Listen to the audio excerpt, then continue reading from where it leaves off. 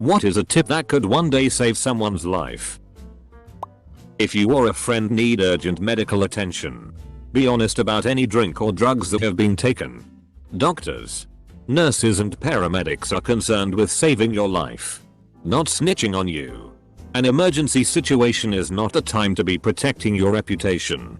It's also not the time to be embarrassed about anything. I promise doctors have seen it before. They do not care that you take Viagra at 25. They just care that they won't prescribe you nitrates on top of that for your heart condition, because combining those two can cause deadly low blood pressure. If they ask you what drugs you take, be honest. If they ask you about a specific drug, be 100% honest, because there's a reason they're asking and it's your life on the line. If someone is making you feel uncomfortable, no matter what or why, you don't have to justify leaving the situation or find a reason first. Being nice gets you killed. As a trans girl who lived on the streets for 6 months, always trust your gut feeling. Always guarantee your own safety before helping someone in a first aid situation. It might seem obvious, but it is overlooked way too often. For example, when someone is unconscious in a closed space and there are no direct clues to the cause, always assume there is CO and the room isn't safe to enter. Try to ventilate the room and get the person out of there as quick as possible. But don't risk your life by staying in there for too long. Edit. CO equals carbon monoxide. If you are ever caught in a riptide, swim parallel to the shoreline and perpendicular to the current. If you swim into it, you will die. If you let it take you out to sea and aren't a strong swimmer, you will die. If you aren't a strong swimmer, stay the FCK out of the ocean. I've always read about riptides but just got caught in one for the first time last summer. It was different than I always imagined it. I was trying to catch a good wave and was standing in chest high water. I dove under the one coming up to try to get out to where they were breaking better. And when I came up, I could no longer touch. Each coming wave would pull me toward it as it gathered up and then swelled over me before breaking, leaving me being pulled out again to the one behind it. After struggling for a few minutes, it finally clicked. I had a moment of panic, then swam diagonally back toward a beach and was out of it within a minute. It was actually very scary, and if this hadn't been drilled into me, I don't know if I would have figured it out. To me, it just felt like it was because the waves were too close together or too strong or something. Not that I was in one singular current. Never mix ammonia and bleach. Lots of cleaning products contain one or the other. Read labels before mixing. What happens if they mix? The gas it produces destroys lung tissue, and I think it's called chlorine gas. Was used in World War I by the German army and killed a lot of soldiers and destroyed a lot of PPL's lungs. If someone breaks into your home and you use a bat to protect yourself, put a sock over top of it so if they grab the bat, you can take it back because the sock will slide off. Edit. Thanks for the award. If you're the first person to be on the scene of an emergency, don't wait for someone else to call emergency services. Do it yourself. If 10 people assume someone else will do it, no one will. And someone could die. If you're unable to do it yourself, ask a specific person to call, rather than saying someone call 911, 999, etc. If you've got stroke symptoms, droopy face, weakness in one arm or leg, or word finding difficulty, they aren't kidding when they say time matters. You can end up with dramatically worse results if you go to bed thinking you'll decide to go to the hospital or not in the morning. Determine when the last time you were well was. Have a time for when the symptoms started. Stick to those numbers firmly. And then get your ass to the ER. There are medications that can help a lot, but only if they're given within a precious few hours. Fewer hours than a night. Fewer hours than you've got after a bathroom trip in the small hours of the morning even. Go immediately. Don't be afraid to go to a psychologist. It's nothing to be ashamed of.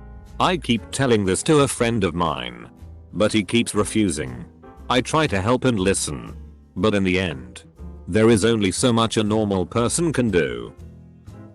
Never hesitate to call police to report a missing person. The 24-hour rule is a myth.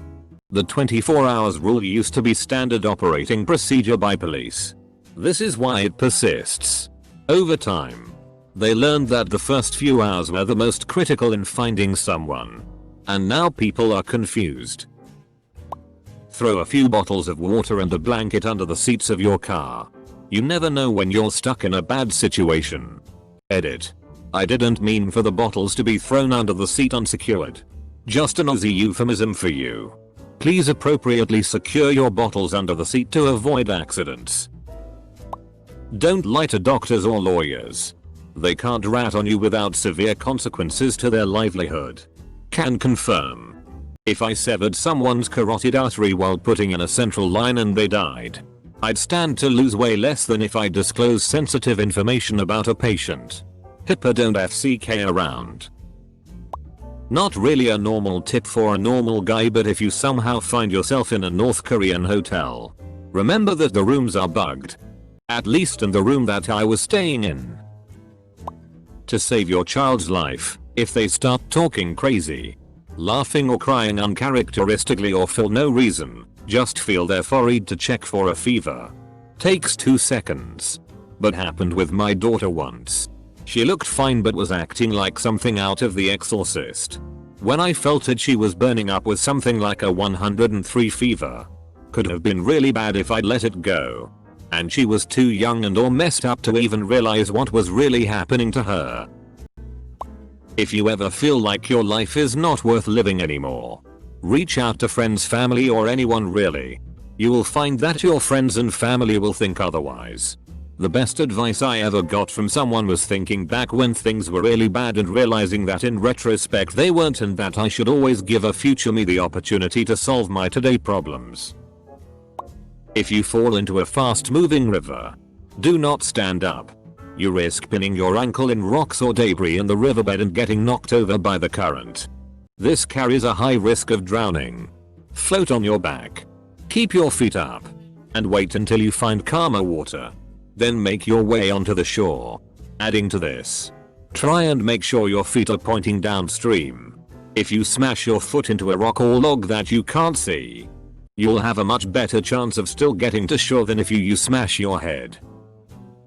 If someone, especially a kid, is choking on their food or some object, don't try to pull it out of their mouth by sticking your fingers in it. You'll only force the stuff deeper. Panicked mothers have killed their children this way. Learn the correct maneuver instead. Spend 1 stroke to a day and learn how to perform CPR for 10 minutes.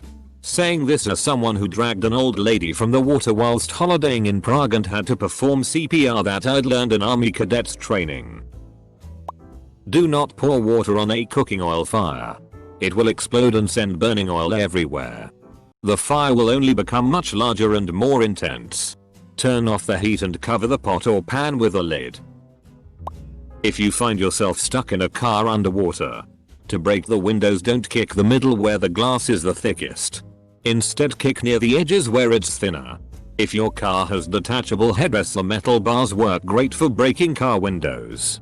I'd recommend getting one of those emergency multi-tools for your center console.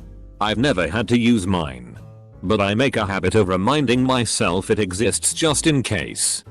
Basically used for breaking glass and cutting your seatbelt if stuck.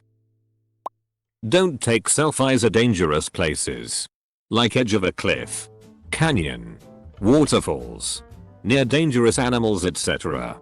A few social media likes aren't worth the lifelong pain of your family and friends.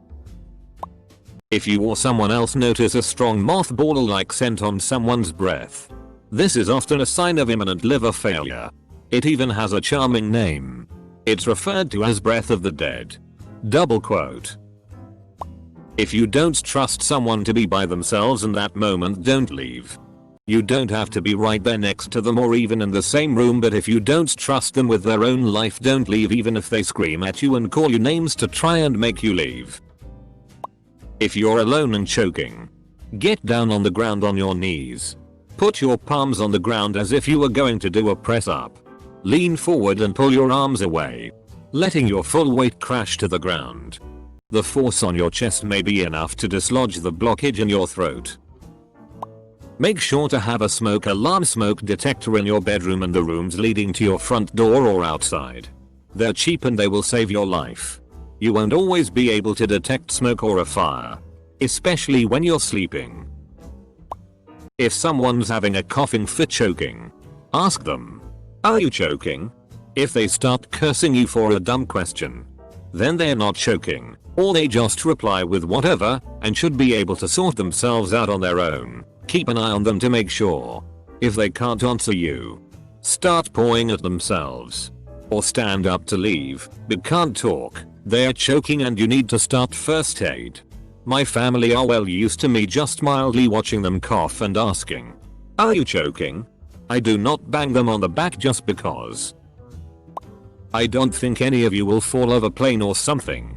But if you first do, don't aim at the water.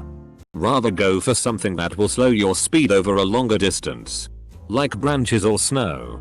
And in the absurd case where you really have to go into water, feet forward, maybe slightly bended to reduce injury. Always tow a vehicle with a rope or strap. Never use a chain. If the chain snaps, it becomes a steel whip and can kill someone. My dad's friend is a farmer and did this. He used his tractor to tow a truck and the chain snapped, cutting his face in half. He would have bled to death if his brother hadn't found him. If someone's having a seizure, get them on their side as fast as possible. Sitting up during a seizure is an easy way to lose oxygen fast and get serious brain damage. On another note, don't hold them down either. The one time some idiots did that to me, I had bruises for days afterwards. Holding a person down is how you get really serious injuries, beyond any potential brain damage. If you think someone you know might be thinking of suicide, ask them. It's always better to ask and be wrong than the other way around. If you can't get a hold of them, the police can do a wellness check if needed. It's to help them, not get them in any trouble. Complacency kills. When it comes to heavy machinery, weapons, power tools, vehicles, and many other things, get complacent with it and it will take your life before you realize it. But complacency with many other things can kill some aspect of your life. Complacency with where you are in life can kill your drive and motivation. Complacency with who you are can kill your knowledge base from increasing or your life experiences from expanding. So many other way. Complacency kills.